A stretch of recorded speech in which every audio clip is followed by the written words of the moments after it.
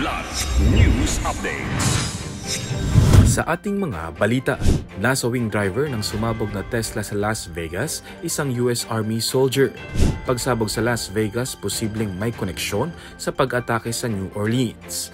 Government employees tatanggap ng 7,000 pesos na yearly medical allowance simula ngayong taon.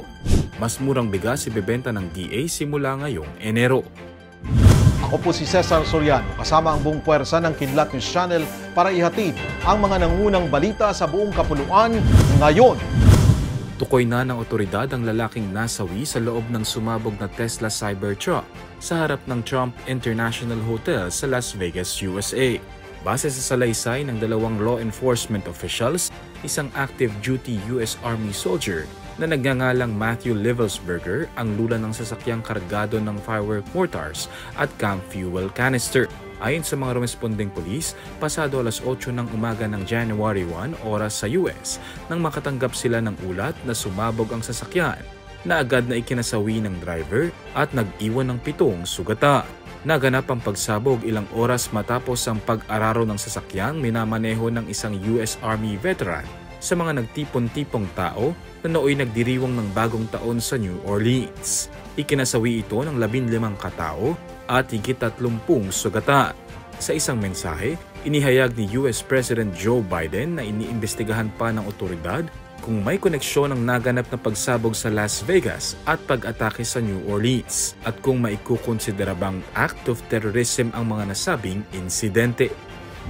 Simula ngayong taon, makatatanggap na ang mga empleyado ng gobyerno ng 7,000 pesos na taunang medical allowance. Ito ay matapos aprubahan ng Department of Budget and Management o DBM ang Budget Circular No. 2024-6 na naglalahad ng guidelines para sa allowance base sa inisyu na Executive Order No. 64 ni Pangulong Ferdinand Marcos Jr.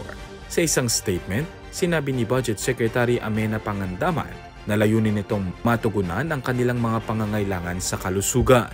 Kwalipikado ang mga kawani ng gobyerno, maparegular, casual, contractual, appointive o elective, gayon din ang mga na-hire sa full-time at part-time basis na nagtatrabaho sa gobyerno ng hindi bababa sa 6 na buwan.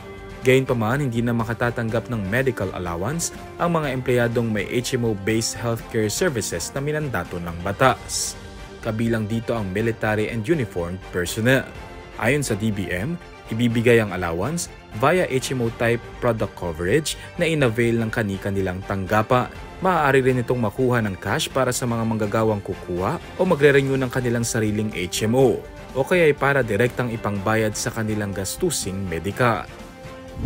Maglulunsad ngayong Enero ang Department of Agriculture o DA ng karagdagang programa na naglalayong magbenta ng mas murang bigas sa publiko.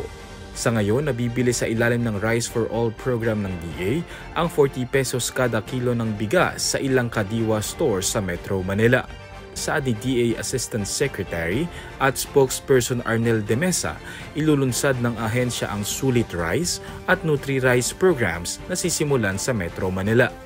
Magkakahalaga ng 35 pesos hanggang 36 pesos per kilo ang mga bigas sa ilalim ng Sulit Rice na 100% broken rice. Habang ang Nutri-Rice naman na itinuturing na healthier option na brown rice ay magkakahalaga ng 37 pesos hanggang 38 pesos per kilo. Pangako naman ni De Mesa, mananatiling abot kaya ang presyo sa Rice for All program kahit na magkaroon pa ng La Nina na inaasahang makakaapekto sa anihan ngayong taon. Para sa Kidlat News Update, Renz Zelenon, nag-uula. Atin niyo pong natunghayan ang mga headlines sa mga nakalipas na oras. Manatiling nakatutok para sa mga susunod na updates at breaking news. Ako po si Cesar Soriano, kasama niyo sa bawat pagputo ng balita.